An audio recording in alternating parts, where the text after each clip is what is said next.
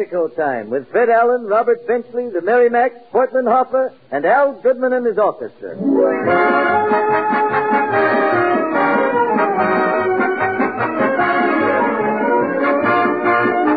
This is Arthur Godfrey bidding you welcome to the Texaco Star Theater for your friends and neighbors, Texaco dealers from coast to coast. And speaking of neighbors, a neighbor of mine was boasting the other day that he was not using all the tickets in his gasoline ration book just because he's got 'em. He's going easy. Take it from me, that fella's plenty smart. Because the less gasoline you use, the less you wear your tires. Even if you live where gasoline isn't rationed yet, it's still a good idea to go easy. Don't drive a single unnecessary mile. Then your tires will last longer, and your car can keep on giving its essential service for a long, long time. Yes, go easy. And for expert car and tire care, go to your neighborhood Texaco dealer.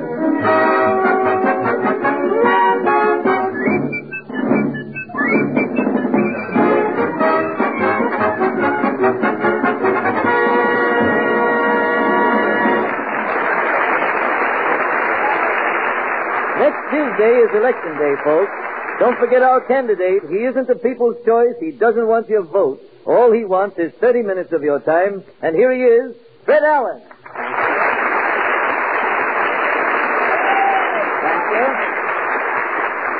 Thank you, and good evening. Thank you very much.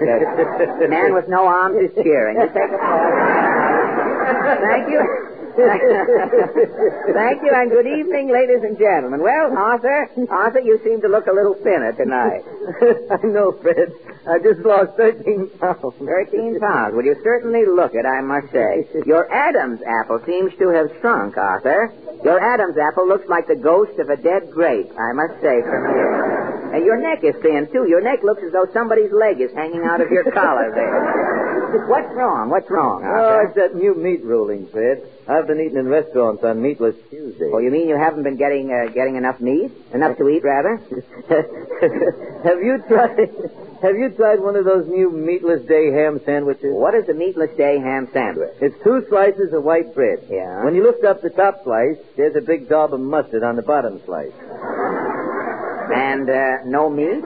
Under the mustard, there's an IOU for a piece of ham. Well, meatless days are a problem, all right. You know, last Tuesday, to keep going, Arthur, I ate about 20 pig's feet. I didn't sleep all night. What happened? Well, as soon as I got to sleep, I dreamed that Phil Spitolny was playing the Star-Spangled Banner. And those 20 pig's feet in my stomach stood up.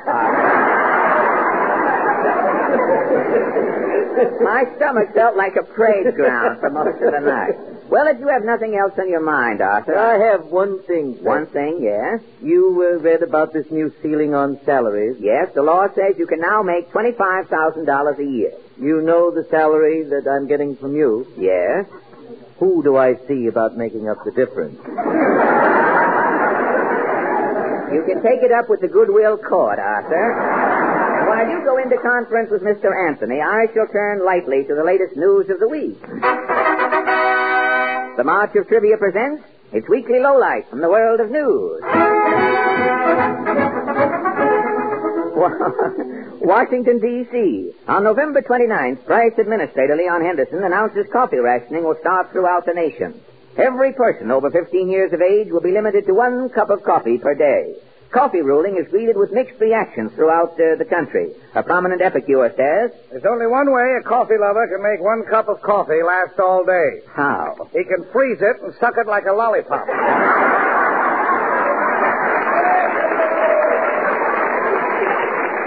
A Canarsie housewife says, "Coffee rationing busted up my home." Well, how? How, madam? Well, my husband and me is each supposed to get 1 cup of coffee, right? That's right, correct. Every morning my husband gets up and drinks both cups of coffee. I'm suing for divorce. Have you got the grounds? And how, mister? I got a percolator full of them. A man about Bowery says, "This coffee rationing is ruining panhandling." You mean don't people give you a dime for coffee these days? Well, yeah, but it's embarrassing. Embarrassing how? Well, people give me the dime, okay, but then they follow me to see where I'm going to get the coffee. A downtown matron who is ready to cope with the coffee rationing is Mrs. Lamont Schreiber. You are prepared, are you, Mrs. Schreiber? Who is not prepared today is only one thing. And that is? Unprepared. Well, how are you coping So, with... in our house is living 3 families. The Schreibers, the Pinkertons, and the Nussbaums. 3 families, I see. Everything we are pooling. Mm-hmm. The automobile, the bathtub, the coffee. Now, wait a minute. How can 3 families pool their coffee? Every morning I'm filling up a little tea bag, but with coffee beans. Uh-huh, you're making a coffee bag. Exacto. Uh-huh. From 6 a.m. From 6 a.m. till noon, the Pinkertons is having the coffee bag. I see. From noon till 6 p.m., the Nussbaums is using. The Nussbaums, uh-huh. At 6 p.m., we, the Schreibers, are getting the coffee bag. Well, after that coffee soaks for 12 hours, what is there left for you? Nothing. We, the Schreibers, are holding the bag. Well, now you know how my right eye feels. And thank you, Mrs. Lamont Schreiber. And now a caffeine authority, Mr. Derek Dobbins. How do you feel about this 1 cup of coffee a day, Derek? Well, it's just going to make dunking a lost art. Oh, you are a dunker, are you? I eat between 80 and 90 donuts a day. You eat between you like donuts, do you? I can't stand them mahogany bagels. But I gotta eat them to get the coffee. Well, why? Well, I wear glasses, see? Yeah? When I get a hot cup of coffee and bend down to drink it, Uh-huh. the steam comes up and stains my glasses. You can't see I anything? can't find the coffee. Well, where does the If I donut... got a donut in my hand, I can feel around with the donut and locate the coffee. Can't you just feel around? And blister me fingers? That little old Derek. Well, tell me, what is your candid opinion of dunking, Derek? Well, there's different methods. Techniques, you mean? Yeah. There's the sneaky dunkers. Uh-huh. Them guys that skim the donut up the side of their cups and ooze it into their coffee fly like that. They're afraid someone will catch them, huh? Yeah. Then there's the messy dunkers. Messy? Yeah, they pour their coffee into their saucers and spank it with their crullers. Well, that is messy. Yeah, it's like eating in back of a motorboat. Well, as a dunker, Derek, what is your off the record, mind you, what is your off the record reaction to this coffee rationing? So what? If there's no coffee, so what? Well, you don't think people are going to miss coffee? After the mental drive, who's got a pot to put in it?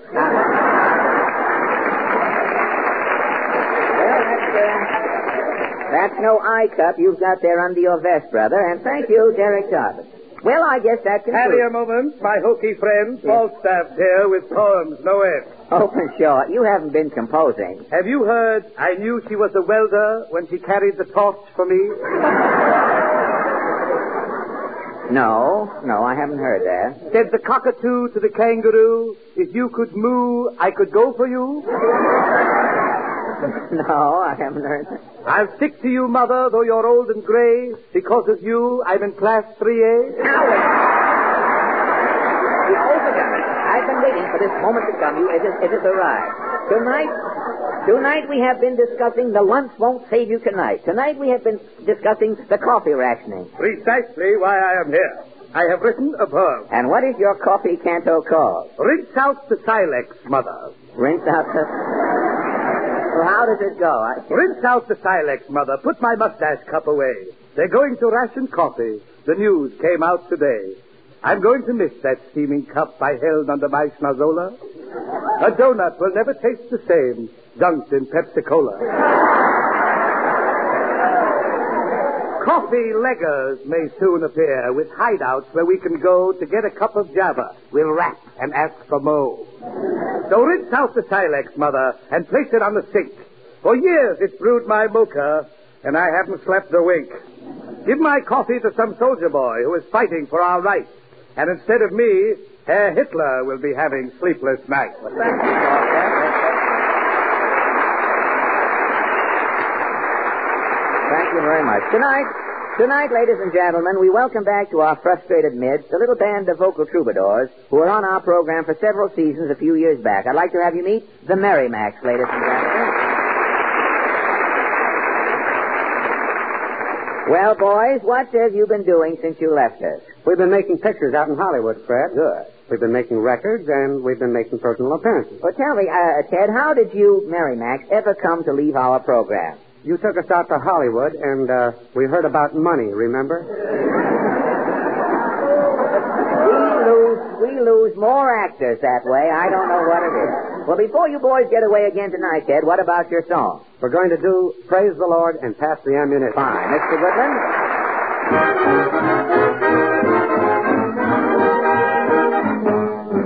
Down went the gunner, a bullet was his face. Down went the gunner, and then the gunner's mate. Up jumped the sky pilot, gave the boys a look, and then the gunner himself as he laid aside his book. Shouting, Praise the Lord and pass the ammunition. Praise the Lord and pass the ammunition.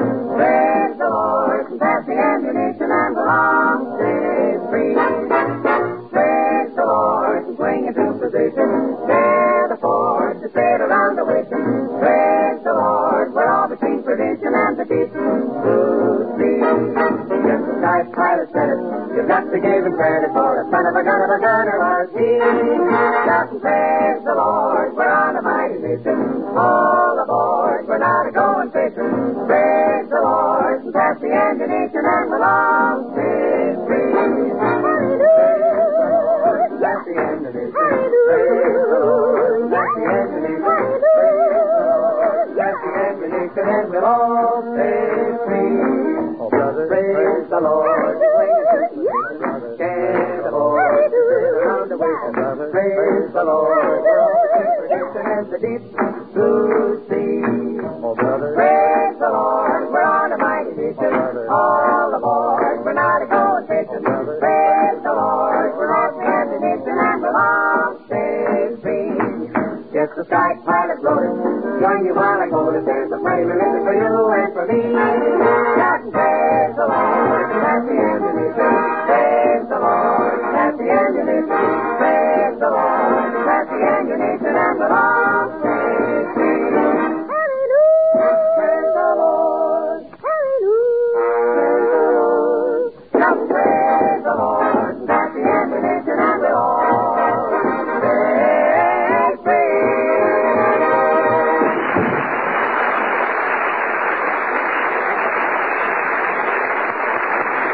Thank you very much. Say, Fred.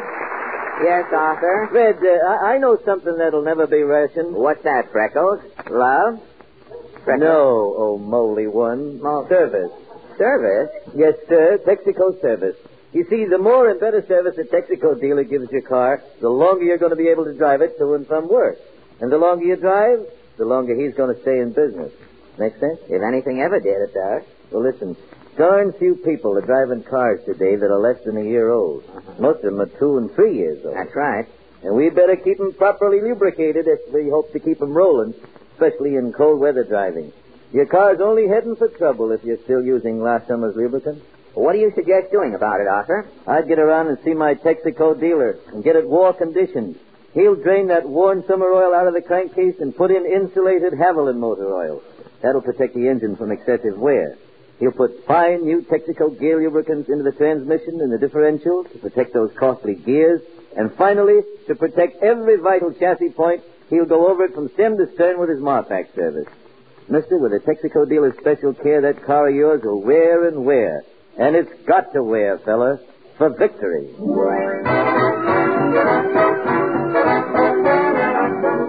That was Al Goodman and his orchestra giving a musical synopsis of Little Bo Peep. And now... Mr. Allen! Oh, Portland.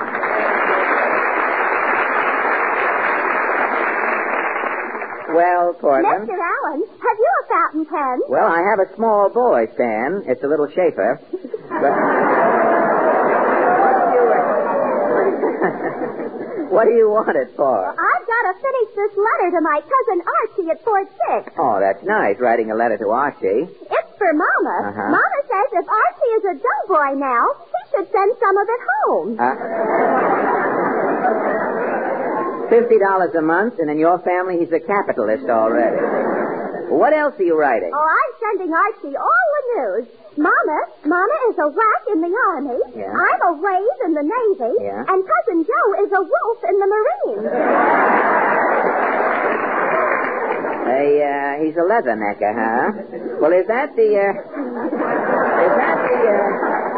the letter you have there? Yes, I've only written the P.S. Well, that saves a lot of time, just writing the, What is the P.S. there? It says, quote, We are getting your Christmas package ready to mail early, Archie. Uh-huh. We are having a little trouble sending what you asked for. Uncle Phil has the big packing case all ready. Yeah? But he can't touch Hetty Lamar. Well, maybe he ought to change his date. Reminder. Well, here's the fountain pen I have to make with the guest here. I'm busy now. Who's coming tonight? Well, Bob Benchley called up and said he had something to tell me, and it's very important. Is this Mr. B coming in? So it is. The man in the middle, the other two minions are holding. Ladies and gentlemen, he's got eminent authority on wit and humor. You gave the reception too quickly. Now, you'll have to give it again. Wait till I give you the thing here. Ladies and gentlemen, meet that eminent authority on wit and humor, that Hollywood glamour boy, that man about Inkwell, Robert Benchley.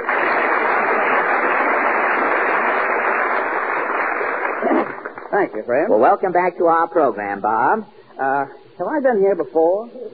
Oh, yes, Bob. Looking through the house for some scrap metal recently, I ran across an old egg we laid on this program about 3 years ago.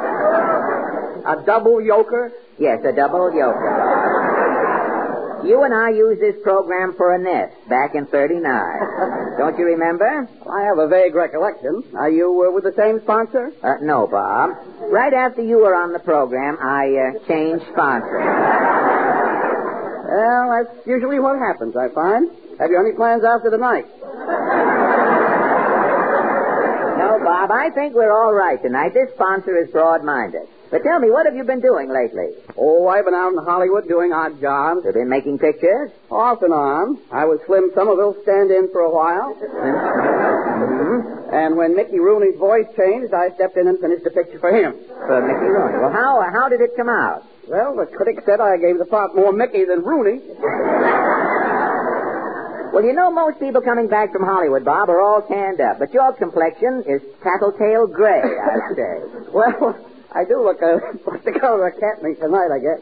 Yes, Last you night are. was Halloween, you know, Fred. Oh, Halloween. Were you out late? Well, I put Bull over the bed. What can you, tell me, what can you do here in New York on Halloween? Oh, a bunch of us raised old maids. You know, we took the doorman from Leon and Eddie's and left him in front of the Stork Club. No kidding. Then we rubbed soap on those little windows in the automat. Yeah. People thought that there was whipped cream on it. Then we tipped over 2 nightclubs on 52nd Street and wound up at 21 bobbing for pineapples in the old-fashioned. Well, no wonder you look like Boris Karloff's ectoplasm. My mouth tastes as if a camel has got pulled his foot out of it. But enough about me, Fred. Did you have any Halloween fun? Well, I pushed a few tomatoes through the Venetian blinds at the Union League Club, Bob. And then I rang the doorbell at the Empire State Building and hid while Al Smith came to the window with a candle in his hand. Tell me, did you ring any doorbells last night? Well, I pulled a doorbell on 59th Street. 5 guys came out, and I made a big mistake. I ran. Running was a mistake? Yeah, the 5 guys turned out to be my draft boys. No kidding. When they saw that I still had strength enough to run, they put me up to 4F. Moved you up to 4F? Well, what were you before? Well, I wasn't in any class. All it said on my draft card was, "Are you kidding?" Well, I know you've been down in Washington a lot lately doing some work for the government, Bob. Yes, I've been doing what I can. Glad to do it, Fred. Well, there are a lot of writers down there. I heard that someone wrote a new war song down in Washington. It's called Praise the Lord and Pass the Prohibition. But, Bob, you called me up and said it was something important. Is it about my program? Yes, Fred. I was standing at a bar the other night. You were standing? Well, it was early in the evening. Oh, well. And I heard a voice say, somebody ought to tell Fred about his new program. Uh-huh. I looked around and I was alone. So it put it squarely up to me, didn't it? Yes, it did. Well, what's on your mind, Bob? Well, Fred, there comes a time in every man's life when some friend has to take him aside and tell him. I'm using the wrong soap, Bob? No, but you're getting the same effect with your program. What should I do, Bob? Get off the air or brazen it out like Benny is doing?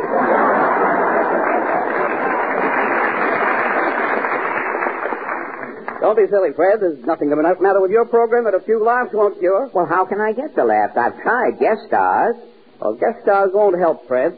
I've proved that 100 times. You should try the Benchley theory. What is the Benchley theory? Well, I've discovered that there are 3 words that never fail to get laughs from a radio audience. 3 surefire words. Now, what are they? First, the word jerk. Jerk, uh-huh. Second, any reference to Brooklyn. Uh-huh. And third? Any mention of Bing Crosby's horses. Well, go on, Bob. By combining these 3 words in one sentence, I can get the biggest laugh ever heard in radio. Well, we can use the biggest laugh ever heard in radio right about now, Bob. And you're going to get it, son. Are you ready? Yes, Bob. Very good. I'll combine the 3 words. Well, let's go. A jerk in Brooklyn was riding one of Bing Crosby's horses. Well, Bob? Well, so much for the Benchley theory.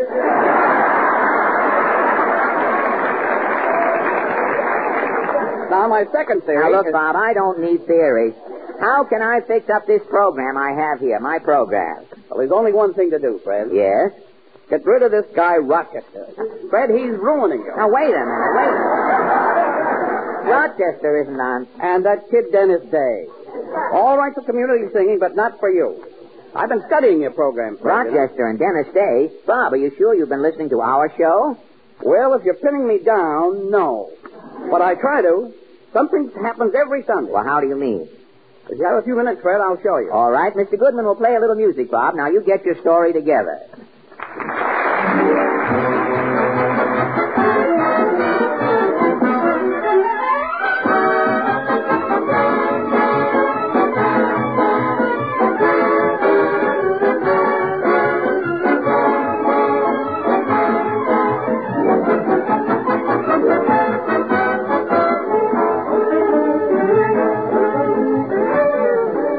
Well, Bob, you promised to tell us why you can't hear our program. Every Sunday night, it's the same routine, Fred. Well, what happened? Pull up a chair and I'll show you.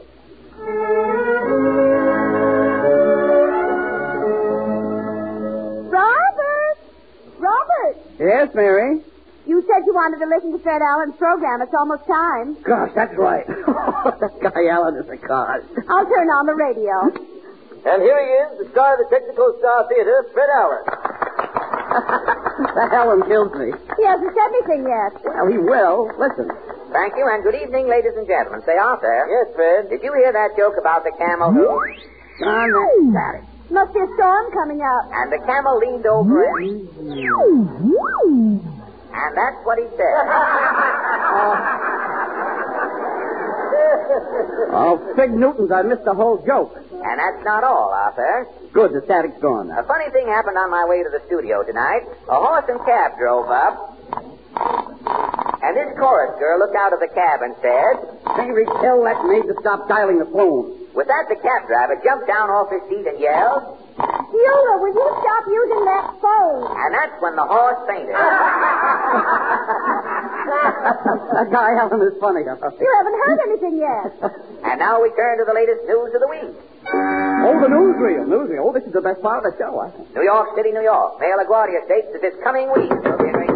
Mary, will you answer that door? I can't go to the door in this dirty mandarin coat. The mayor says because of the toothpick shortage. All right, I'll answer. I'll turn off the radio. Is the man of the house in? Who do I look like, Dipsy Rose Lee?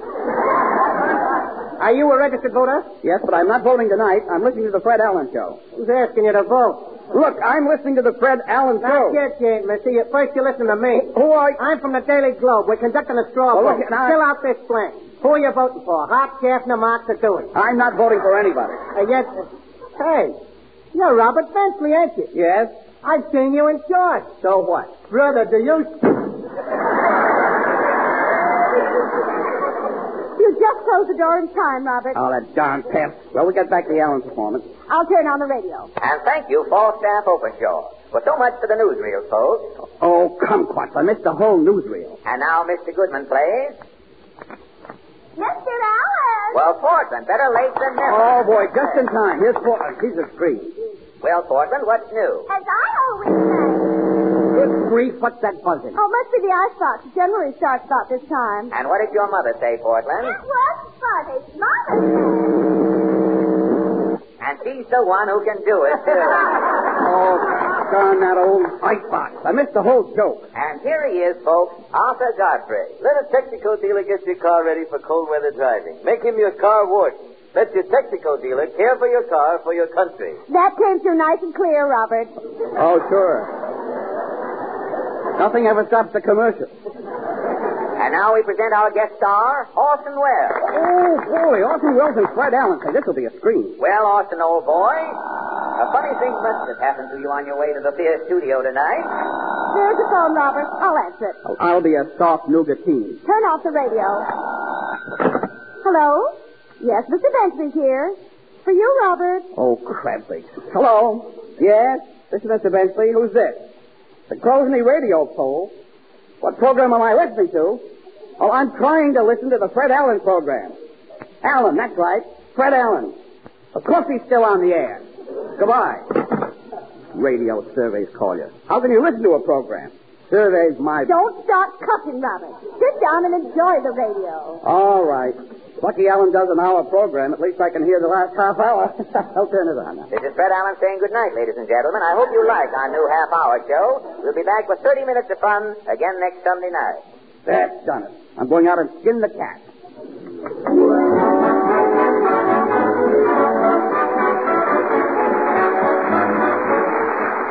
Well, I'm sorry you miss our program every Sunday night, Bob. Well, I didn't miss it tonight, Fred. I enjoyed every minute of it. Well, thank you a lot, Bob. Next week, ladies and gentlemen, our guest will be Miss Joan Edwards of your hit parade and Hugh Herbert, hot from Hollywood. And now, Arthur, have you anything to add? Just a little rhyme that Falstaff Openshaw gave me, Fred. It goes like this. Lives of tires all remind us driving fast is now a crime. We can put more miles behind us if we only take our time. In other words? Stay under 35 to save rubber, and to save your car, have a Texaco dealer get it ready now for cold weather. Thank you, Arthur. This is Fred Allen speaking for Texaco dealers from coast to coast, reminding you to drive in regularly to have your tires checked. Remember, you're welcome. Good night. Thank you. This is the Columbia Broadcasting System. Immediately following station identification, you'll hear Phil Baker in Take It or Leave It. And at 10:30, CBS World News brings you a dramatic summary of the week's developments in A Report to the Nation. 10 p.m., BULOVA, Bolivar Watch.